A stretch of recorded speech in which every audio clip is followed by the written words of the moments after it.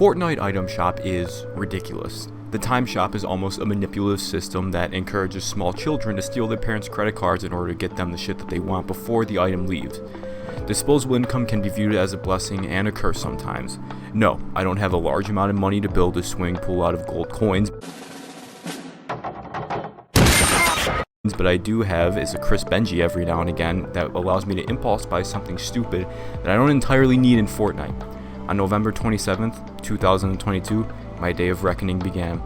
The time was 6 in the evening and the Fortnite item shop refreshed like it did every other day. What was a little bit unexpected was to come face to face with the general of Lucifer's army himself. The quote-unquote G.O.A.T skin is a part of the Gaming Legends series. It's going to run you back about 1,200 virtual buckaroos, and it comes from the game G.O.A.T Simulator. Since the skin was treated as a specialty item in the item shop, it wasn't taken out after just a single day, meaning I had to stare at this hellspawn's derpy eyes, silently pleading with me to spend my adult money. Eventually, enough was enough, and I did the only adult thing that I can think of, and I cracked down, and I bought the G.O.A.T. But I didn't do this without making a promise to myself. I decided that if I was going to buy a G.O.A.T, I was going to become the GOAT of Fortnite by any means necessary. And how was I going to do that, might you ask? Well, the plan was quite simple. You see, enter the sweatiest part of the map, gear up, and I was not going to stop until I became the GOAT and got an epic victory royale. Loading into my first game, there was a certain aura of excitement. I hopped out of the bus after thanking the bus driver, of course, and I was on my way to Tilted Towers. I should also mention at this point that I was on a tight schedule to get this challenge done, as in just a few days the Fracture event was going to happen, and Fortnite was about to change, so I really had to get a move on. Riding in on my swaggy surfboard, I decided to go to the L-shaped building that symbolized how I don't take any L's in this game, only the fattest dumps and dubs. I looted a few chests, picked up some guns, snacked on some coconut before it was time to start fighting. I eagerly slid out to the auto shop with only 10 shield to my name. It was a ballsy move, but no one becomes the GOAT playing it safe. My heart was racing. I was pushing shots I had heard, and finally, I had my target in my sights. I pulled the trigger, and then...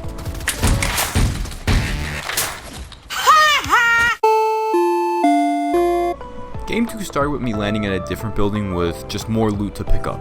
This game also began with the added issue of having a bounty placed on me, but hey, when you're the greatest to do it, there's always going to be someone trying to come on your back.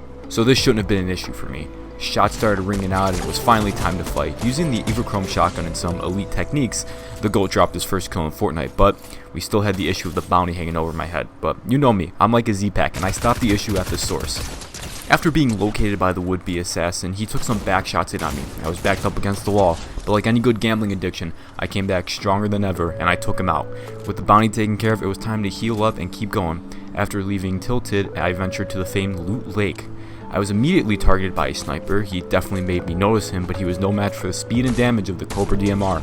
My celebration was cut short by more shots from left of me as I noticed someone shooting from the lake below. They would fall faster than, well, something falling, and my celebration ritual would continue.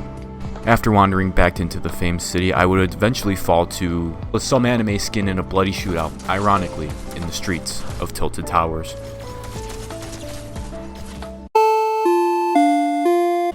This game started off a lot like the other games did. I smashed things, I got my guns, I get my shield, you get what happens. The only exception here is that my peaceful harvesting was interrupted by the sounds of bombs.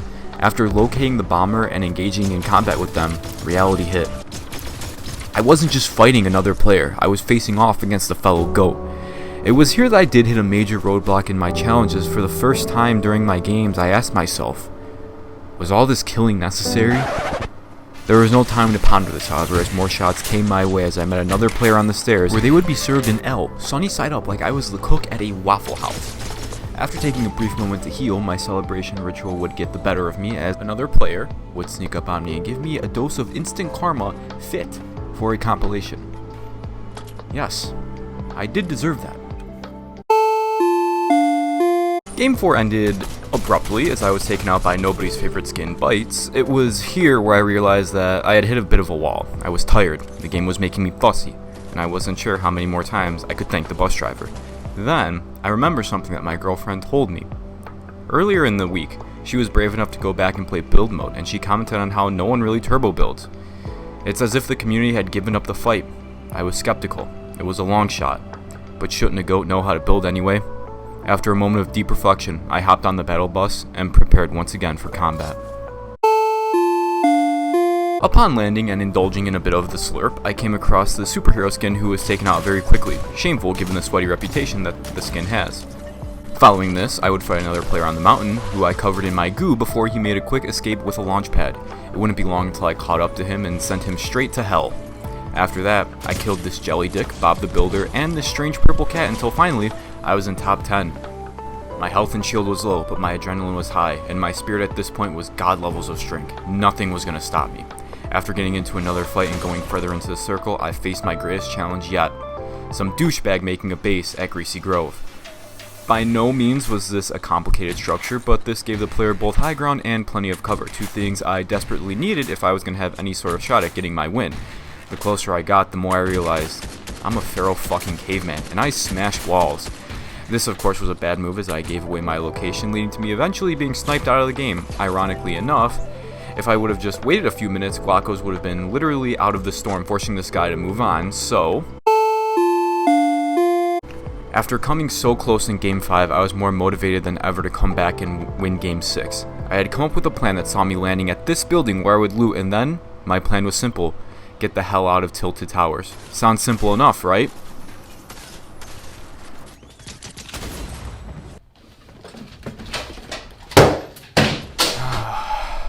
I might need some backup. Given the challenge at hand, desperate times call for desperate measures. I enlisted the help of my girlfriend, believing that she could be the key to a victory. After starting a lobby and a few rude comments, yeah, it's really disgusting.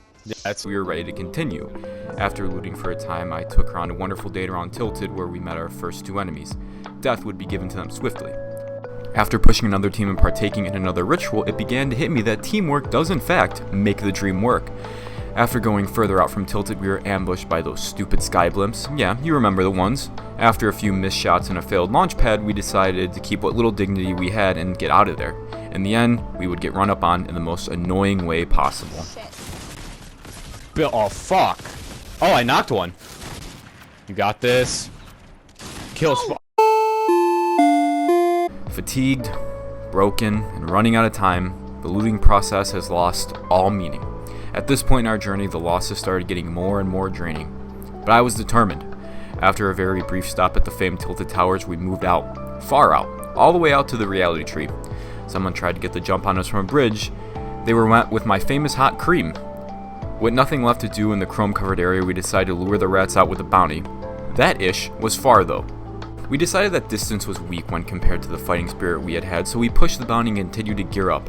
After minutes of running aimlessly, we finally came across another player. After missing an embarrassing amount of shots with my DMR, I decided to go back to what worked for me. The goo and spraying. It's fucking Kylo Ren. He's low. Got him. It was there that Kylo Ren would meet his end. After this, we found ourselves in the Flutter Bar airship with only 10 players left, or should I say 8 losers and 2 winners. Well, I guess I shouldn't get too ahead of myself because we had shots and a car ahead of us. I marked it. Oh Should fuck, we? no, hold, stay back. Land Okay. where I'm at instead. Okay. Build around you with bricks. We were so desperate to stay alive that I took a lucky shot and tried building. Now my building skills were subpar all the way back in Chapter 1 Season 3, and fast forward to Chapter 3 Season 4, my structures are a perfect replica of your local neighborhood crackdown. After checking out the fighting, I was able to find someone, and I landed some pretty good shots on him before he got away. In fact, I was so focused on sniping this guy, I didn't realize that the storm had moved in on our asses quicker than a weird uncle. After some tactical maneuvering, we were able to find refuge in Les Bouches. At this point in the game, there were 3 duos left, meaning that we'd have to break out our old reliable third partying. That didn't exactly work out, and we had to move in because of the almighty storm. Here, we'd run into someone without their partner, so we gave him the old Yeller treatment and put him out of his misery. Okay. Shit. Okay. Eventually, we were led to this little red house that the last team had been camping in, and it was finally time to see if we could seal the deal and get this win before the Fortnite event began. Without announcing my presence, I busted on the door and immediately gave them the goat's milk via the goo gun. After getting sprayed myself, this battle was left to fate, and well... God damn it, you goog on me. Let's go! Well, we won, so... After 8 long games of dropping Tilted, we had finally won one. With that win out of my way and my title of GOAT finally secured, there was only one thing left to do, and that was roast some marshmallows, sit with some friends, and wait for Fortnite to deliver another stellar live event experience.